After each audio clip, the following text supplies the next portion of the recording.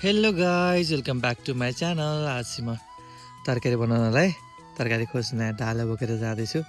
Let's see के भेटिन्छ है। टु दिस ब्युटिफुल काँक्रा गाइसहरू। सो यहाँ चाहिँ अम्बा फलाएर रहेछ है, दामी अम्बा। वाउ।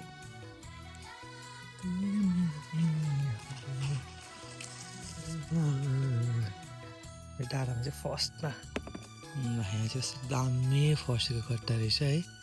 सो दामी। यो चाहिँ गहतको बिरुवा है, गहत पनि छ रहेछ यसपालि हाम्रो बारीमा। पल्ला जस्तो छ गहत। यो चाहिँ हाम्रो आँपको रुख है, यत्रो भएछ। कहिले ठुलो हुनु, कहिले फुल्नु, कहिले फल्नु। कस्तो दामी फुल फुलाएर चाहिँ यहाँनिर चाहिँ। वाउ। यहाँ चाहिँ भर्खरै बोडीका फुलहरू फुल्दै रहेछन् है, फुल्ने क्रम जारी छ। यो 2-4 दिनमा कोसा फलाउँछ। यो चाहिँ बोडी टिप्नु पऱ्यो है। सो डाँडामा हालेँ। ल यहाँ चाहिँ एउटा फर्सी कुहिरै गएछ, हेर बिचरा। यहाँ चाहिँ एउटा सानो फर्सी चिचो लाग्दै रहेछ। अलि ठुलो भएपछि व्यवस्था गर्नुपर्छ है त। यहाँ चाहिँ अर्को फर्सी बाँदरले जुठो हालिदिएर यसरी कुहिएर गएछ। न पुरै खान्छ, बाँदरले न आफ्नो घर बनाउँछ न अर्काको घर बनाउनु दिन्छ भने हो रहेछ। दरबारको धारमा हिँड्ने सङ्कल्प गरिसकेपछि यस्ता सानातिना जङ्गली काँडाहरूसँग डराउनु हुँदैन। र एउटै जङ्गलमा दुईवटा बाघ कहिले रहन सक्दैन। यहाँ चाहिँ अर्को फर्सी रहेछ, पाक्न थाल्छ रहेछ, तर कुहिएको छ होला यो पनि सायद। त्यही पनि टिप्नु पर्यो यो फर्सी। ओ तेरी, ए कुहिसकेको रहेछ। यो चाहिँ फुल रहेछ फर्सीको है। यो पनि दामी हुन्छ टिप्नलाई। सो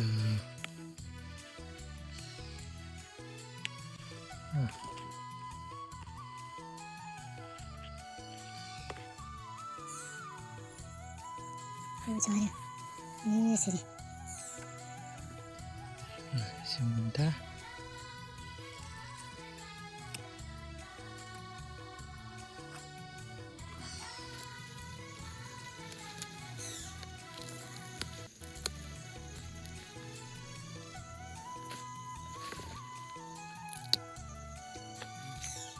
आनन्दले आफ्नै बारीको बुढी टिप्न पनि मजा आउँदो रहेछ हो।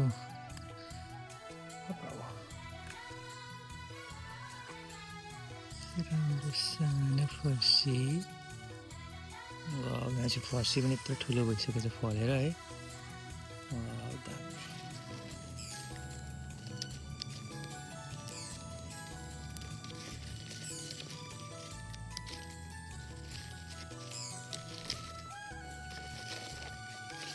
यहाँ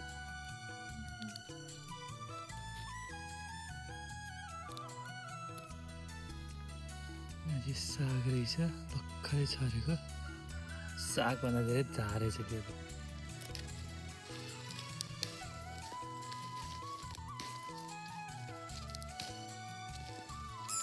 यो चाहिँ आफ्नै बारीको कट्टो टिप्नु पर्यो।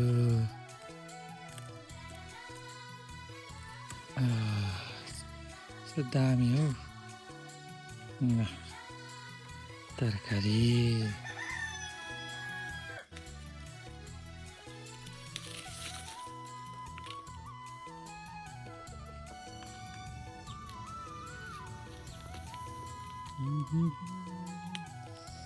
कभरे खोर्सानी है, चस्सै पिरो दामी इस्कुस फलाउँछ है।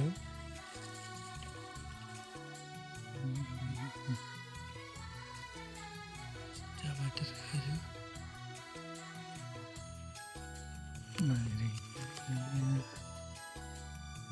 फर्सी पनि के अरे इस्कुस पनि टिपियो।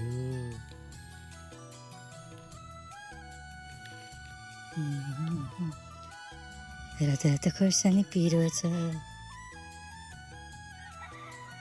नहेर मलाई त्यसरी माया बस्ला बेसरी। खुर्सानी खान्छस् खुर्सानी ल फाइनली खुर्सानी पनि त्यसमा इस्कुस पनि ल्याएँ त्यसमा चाहिँ करेला पनि पाइयो यो चाहिँ राति घेडा है तरकारीमा अनि यो चाहिँ अचार बनाउनलाई राति घेडा आजको तरकारी रेडी भयो अनि यो चाहिँ सलादको लागि काँक्रो ल यति रेडी भयो यो चाहिँ आज बिहानको लागि तरकारी यति भेटियो है त अब यसलाई केलाएर पकाउनु पर्छ